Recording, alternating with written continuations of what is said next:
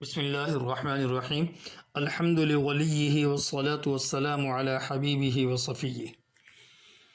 برادران اسلام، السلام علیکم ورحمۃ اللہ وبرکاتہ۔ ریئل اسلامک ایجوکیشن چینل سے ماجد شہیدی پھر سے حاضر خدمت ہے۔ ہم نے پچھلی ویڈیو میں قادیانی خاکسار جری کا چیلنج قبول کیا تھا اور اس کے سوالات کا جواب دے چکے ہیں۔ مزید جو ہے اس کی تسلی کے لیے کچھ بات کرنا چاہتے ہیں، اس سے انشاءاللہ اہل ایمان کو بھی نفع ہوگا۔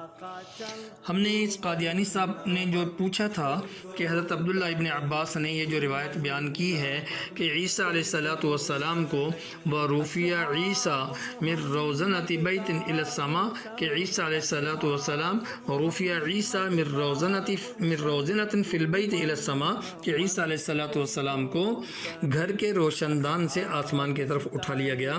تو کہتے ہیں کہ یہ روایت کہاں سے لی، اس کا ماخذ کیا ہے، کیا انہوں نے رسول اللہ سے بات سنی؟ تو جناب پچھلی ویڈیو میں ہم مرزا غلام قادیانی کے حوالوں سے بتا چکے ہیں کہ مرزا غلام قادیانی کہتا ہے کہ قرآن کی تفسیر کا تیسرا معیار صحابہ اکرام کی تفسیر ہے، اور مرزا غلام قادیانی کا یہ قول کہ وہ کہتا ہے کہ عبداللہ ابن عباس قرآن کریم کے سمجھنے میں اول نمبر والوں میں سے ہیں، اور اس بارے میں ان کے حق میں حضرت صلی اللہ علیہ وسلم کی ایک دعا بھی ہے۔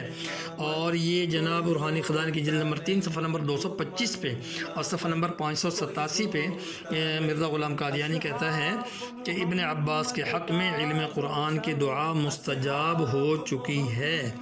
تو جناب اس سے ہم نے یہ عرض کیا تھا کہ اس روایت کا جو ماخذ ہے وہ حضرت صلی اللہ علیہ وسلم کی تعلیم ہے کہ ابن عباس رضی اللہ تعالیٰ عنہ نے جو کچھ یہ بیان فرمایا یقیناً یہ تعلیم نبوی کی روشنی میں ارشاد فرمایا ہے اور یہ عطائے فہم ربانی ہے۔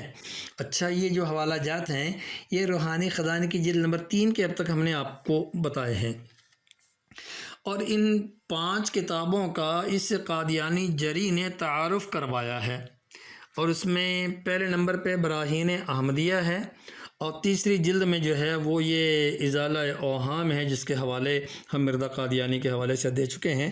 ایک بات اور جو ہے نا آج میں عرض کرنا چاہ رہا ہوں، وہ یہ ہے کہ مرزا غلام قادیانی نے ایک جگہ ایک مخالف کے جواب میں لکھا کہ صاحب اشتہار اس عاجز کو غلط بیانی کا الزام بھی دیتے ہیں، اس لیے مناسب سمجھا کہ دروغ گو کو اس کے گھر تک پہنچائیں، کیونکہ مکاروں اور خیانت پیشوں کی سزا واجبی یہی ہے کہ ان کے خیانت کے طریقوں کو پوشیدہ نہ رکھا جائے۔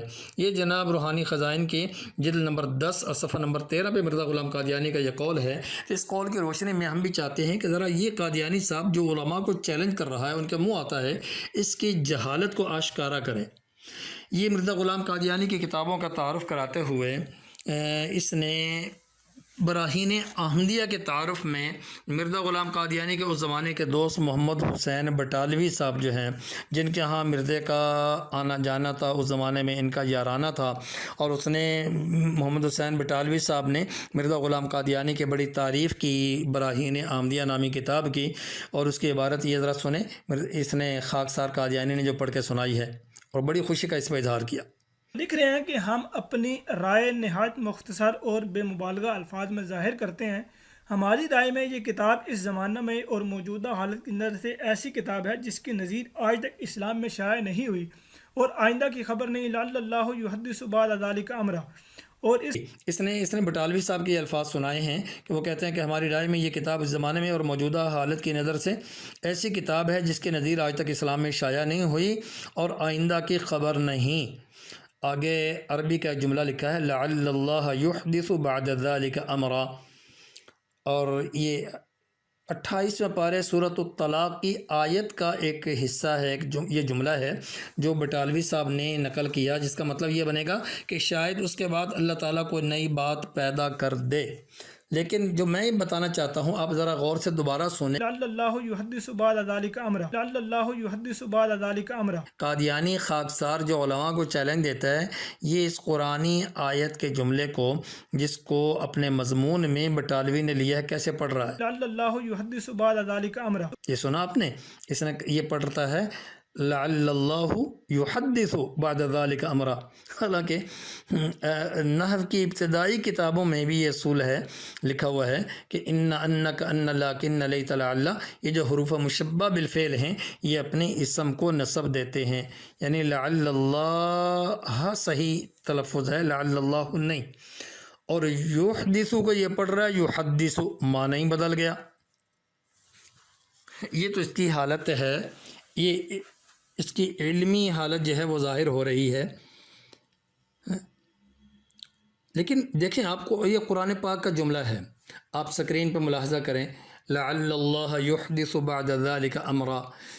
पूरी दुनिया में जहाँ कुरान है ऐसे ही आपको लिखा हुआ नज़र आएगा, लेकिन इस आपने सुना और फिर सुन लें, ये पढ़ता है, बार बार पढ़ रहा है लअल्लल्लाहु युहद्दिसु।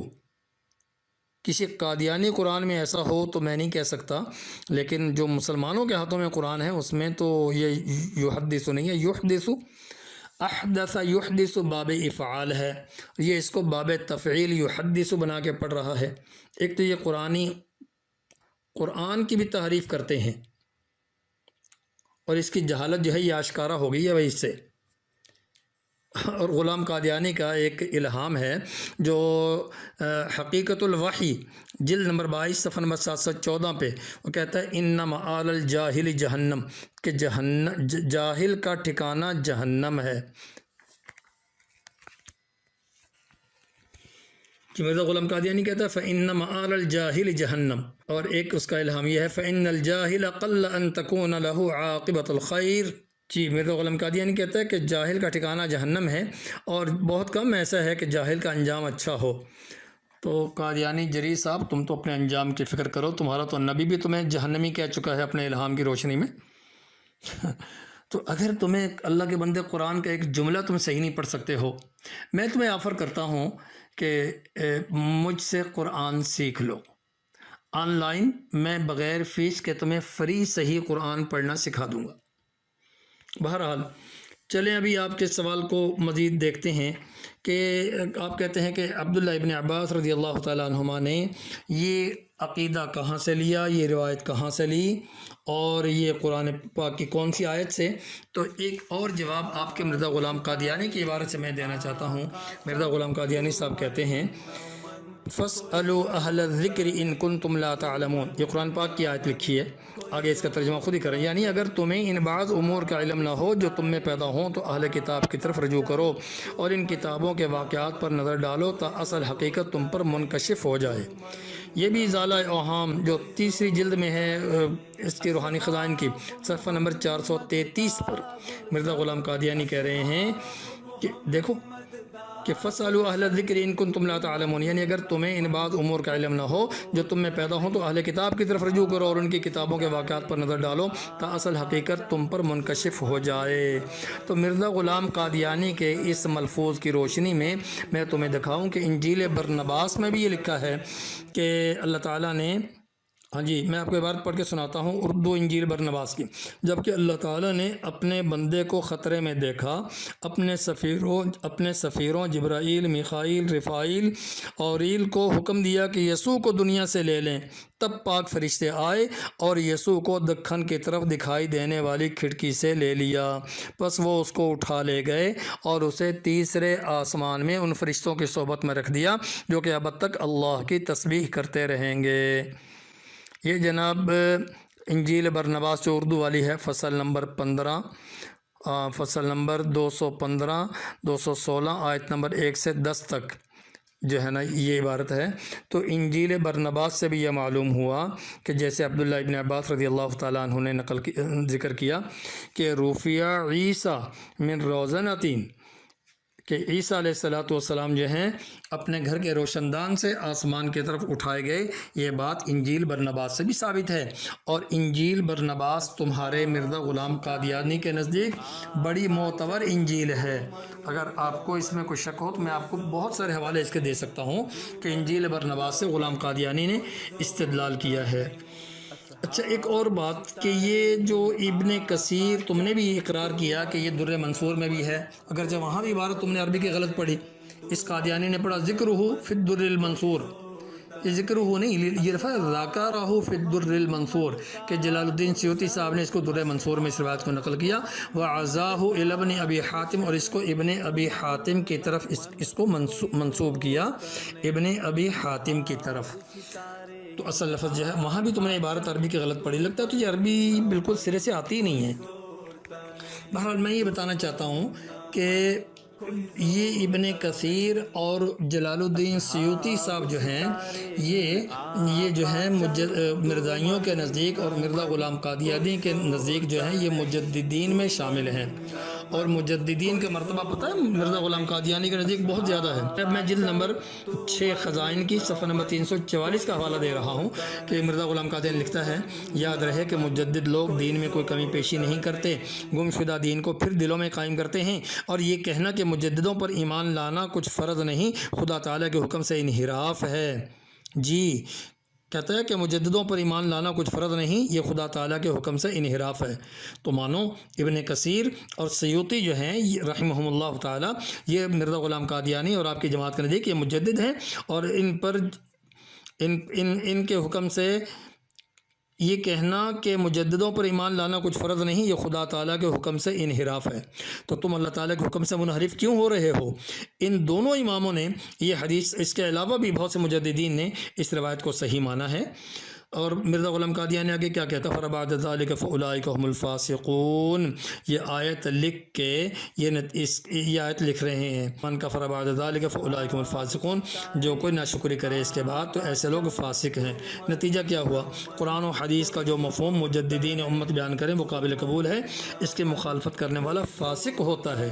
تو جری صاحب آپ تو اپنے مسیح موعود کے بقول فاسق ہو چکے ہیں، اور فاسق کا ٹھکانہ جہنم ہے، جاہل کا ٹھکانہ مرزا غلام قادیانی پہلے کہہ چکا۔ افمن کان مؤمنا کمن کان فاسقا، مومن اور فاسق دونوں برابر نہیں ہو سکتے، لا یستوون، دونوں برابر نہیں ہو سکتے۔ اما الذین فسقوا فمأواہم النار، فاسقوں کا ٹھکانہ جہنم ہے۔ جی اپنے جناب اپنی خیر منائیں، آئندہ سے امید ہے کہ آپ علماء کرام کو چیلنج نہیں دیں گے، کیونکہ آپ کے مرزا غلام قادیانی جو ہیں وہ، چونکہ آپ نے اس مجددین کی بیان کردہ تفسیر کو کیا کیا ہے جی، آپ نے اس کو جھوٹا قرار دیا ابن عباس کی روایت کو، اور یہ دونوں ابن کثیر اور سیوطی مجدد ہیں، اور قرآن تو اس کو غلام قادیانی کیا کہہ رہا ہے کہ یہ ایسے لوگ جو ہیں وہ فاسق ہیں، ان کی مخالفت کرنے والا فاسق ہوتا ہے۔ اور جو قرآن محمد رسول اللہ صلی اللہ علیہ وسلم پہ نازل ہوا ہے اس میں ارشاد ہے وَأَمَّا الَّذِينَ فَسَقُوا فَمَأْوَاهُمُ النَّارُ، کہ فاسقوں کا ٹھکانہ جہنم ہے۔ کلما ارادوا ان یخرجوا منها اعیدوا فیها، جب بھی اس سے نکلنا چاہیں گے اسی میں لوٹا دیے جائیں گے۔ وقیل لهم ذوقوا عذاب النار، اور ان سے کہا جائے گا کہ چکھو جہنم کا عذاب الذی کنتم به تکذبون، اپنے جھٹلانے کے بدلے میں۔ تو صحابی کی اس روایت کو مت جھٹلاؤ، اللہ کی آیات کو نہ جھٹلاؤ، ورنہ تم فاسق ہو کے اور جہنم کا ایندھن بن جاؤ گے۔ اللہ تعالیٰ تمہیں بھی ہدایت نصیب فرمائے، اور سارے قادیانیوں کو ہدایت نصیب فرمائے، مسلمانوں کو، اور نو مسلم جو مرزا قادیانی کی جماعت کو چھوڑ کے اسلام میں آ چکے ہیں میرے بھائی، اللہ تعالیٰ ان سب کو استقامت نصیب فرمائے، آمین۔